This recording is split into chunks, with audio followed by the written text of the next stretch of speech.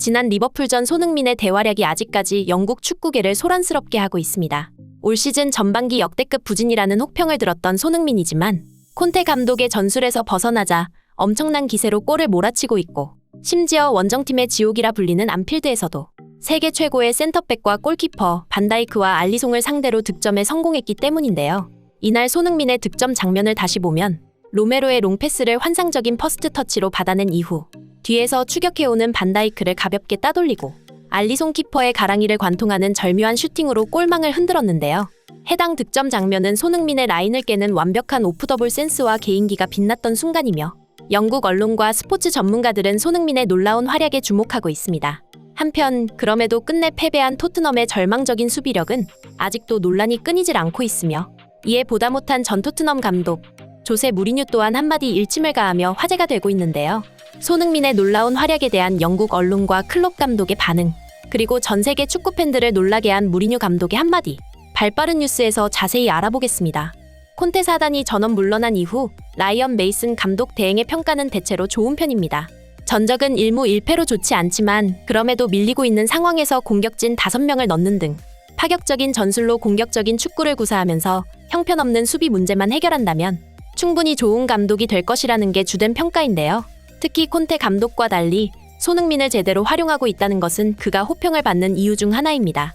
그동안 콘테 체제에서 손흥민은 지나친 수비 부담으로 제대로 된 공격 기회를 얻기 어려웠고, 손흥민을 미드필더로 페리시치를 윙어로 활용하는 이해가 되지 않는 전술 속에 이번 시즌 전반기 손흥민은 부진하다는 비판을 피할 수 없었습니다. 하지만 라이언 메이슨 코치는 손흥민의 수비 부담을 덜어주고 높은 위치에서 적극적으로 공격에 가담하게 만들었습니다. 또한 페리시치와 손흥민의 동선을 조율하고 페리시치의 크로스 빈도를 줄이는 등 토트넘의 골치 아팠던 문제 한 가지를 해결하면서 공격력이 확실히 되살아날 수 있었습니다.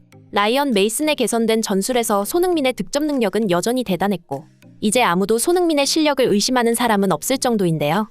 특히 지난 리버풀전에서 손흥민은 월드클래스 수비수와 키퍼 2명을 완벽히 벗겨내며 득점에 성공했고, 해당 골 장면은 영국 축구팬들의 뜨거운 관심을 받고 있습니다. 그 이후로 리버풀의 반다이크는 193cm의 뛰어난 피지컬과 엄청난 스피드와 민첩성, 그리고 침착함을 갖추고 있으며 공격수와의 심리전에도 능한 최고의 센터백입니다. 특히 반다이크는 리버풀 수비진의 리더로서 오프사이드 트랩을 만드는 솜씨는 프리미어리그와 유럽을 넘어 역대급 수준이라 불리고 있으며, 반다이크의 오프사이드 트랩은 거의 공격수를 농락하는 수준이라고 하는데요. 얼마나 대단하냐면 지지난 시즌 리버풀이 오프사이드를 만든 횟수는 프리미어리그를 넘어 유럽 리그를 통틀어서도 압도적으로 1위를 차지할 정도였습니다. 그러나 손흥민의 라인 브레이킹 앞에서 반다이크는 그대로 무너졌습니다. 로메로의 롱패스를 향해 달려가는 손흥민의 절묘한 오프더볼 움직임은 그대로 리버풀의 뒷공간을 허물었고, 손흥민은 알리송 키퍼와 1대1 상황을 놓치지 않았습니다. 리버풀의 알리송은 1대1 선방 능력은 세계 최고 수준이라 불리며 전체적인 피지컬과 뛰어난 순발력, 그리고 판단력과 위치 선정이 뛰어나 아무리 공격수에게 유리한 1대1 상황에서도 결정적인 선방을 해낼 때가 많은데요. 하지만 손흥민은 알리송의 가랑이를 겨냥한 낮게 깔아찬 슈팅으로 그를 농락했습니다. 세계 최고라 불리는 수비수와 키퍼를 가지고 노는 손흥민의 센스와 테크닉에 리버풀의 클롭 감독마저 경악할 수밖에 없었는데요. 그는 손흥민이 공을 잡을 때면 소리를 지르거나 수비진을 다그치다가 결국 나중에는 다 포기했다는 듯 실수하다가 체념하는 장면은 실로 압권이었습니다.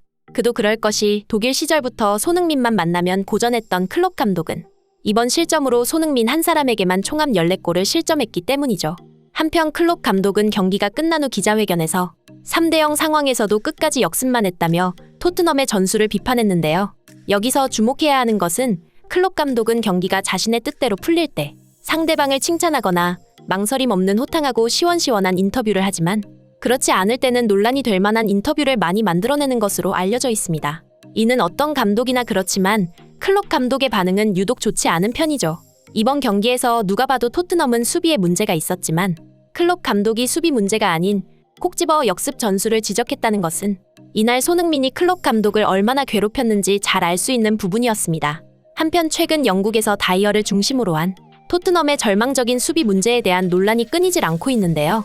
그 이유는 누가 봐도 다이어의 수비 실책인 부분에 대해 그 원인을 다이어가 아닌 로메로에게서 찾거나 수비수를 보호하지 않은 미드필더진을 책망하는 등 일부 전문가들은 다이어를 두둔했기 때문입니다. 결국 논란이 거세지자 보다 못한 전 토트넘 감독인 무리뉴가 나섰는데요. 그는 토트넘의 현 사태에 대해 영국 매체와 인터뷰를 하면서 토트넘에는 최고의 공격진들이 있다. 손흥민과 해리케인 두 사람은 토트넘에서도 최고일 뿐 아니라 프리미어리그를 이끄는 독보적인 공격수들이다. 손흥민은 자유롭게 놔둘수록 특히 위협적이다. 빠르고 지능적이며 없었던 공간도 만들어낼 수 있다. 케인은 최고의 스트라이커이자 플레이메이커로서 팀의 공격에 기여한다. 두 사람이 있기에 토트넘이라는 팀이 존속될 수 있는 것이다. 그럼에도 토트넘이 우승하지 못하는 이유는 간단하다. 모두가 알고 있듯 토트넘의 문제는 수비에 있다. 나는 토트넘 시절 김민재를 영입하려 했지만 받아들여지지 않았다. 그리고 현재 김민재는 이탈리아 최고의 센터백으로 빛나고 있다. 만약 그를 영입했다면 토트넘의 미래는 달랐을 것이라고 생각한다. 라는 말을 남기며 토트넘의 영입 기조와 에릭 다이어에 대한 우회적인 비판을 남겼습니다.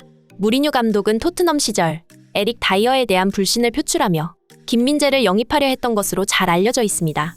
하지만 레비 회장은 당시 김민재를 무시하며 조로든을 영입했고 프리미어리그에서 완전히 실패하며 임대를 떠나버린 조로든과 달리 김민재는 나폴리 우승의 주역이 되면서 단숨에 세계적인 선수로 거듭났습니다. 이를 보아 무리뉴 감독의 안목이 얼마나 대단한지 알 수 있는데요. 무리뉴 감독은 토트넘 시절 손흥민을 애지중지 아끼며 갖은 언사로 손흥민을 칭찬했던 것으로 잘 알려져 있습니다. 대표적으로 손흥민은 역습 상황에서 세계 최고의 선수라거나 언제나 손흥민은 스스로 증명하며 자신이 할 수 있는 것을 해냈다. 매 시즌 자신이 얼마나 뛰어난 선수인지를 보여줬다. 물론 팀이 더 좋아지면 기량을 끌어올리기 쉽겠지만 손흥민이 다음 레벨로 가기 위해 지금 필요한 것은 모두가 알다시피 없다. 라고 말하며 손흥민이 월드 클래스에 다가섰는지에 대한 질문에 손흥민은 이미 월드 클래스이며 다른 선수에 비해 덜 주목받고 있는 것이 아쉽다는 듯 말했죠.